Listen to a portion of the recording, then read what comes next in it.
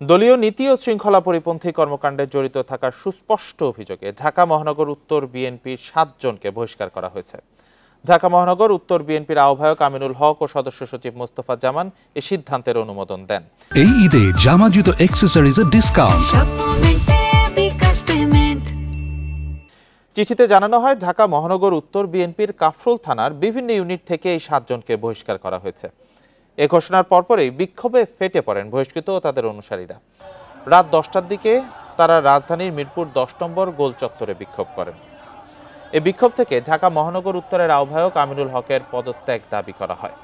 এ বহিষ্কারাদেশকে পক্ষপাতিত্ব ও ষড়যন্ত্রমূলক বলেও মনে করেন ঢাকা মহানগর উত্তর বিএনপি।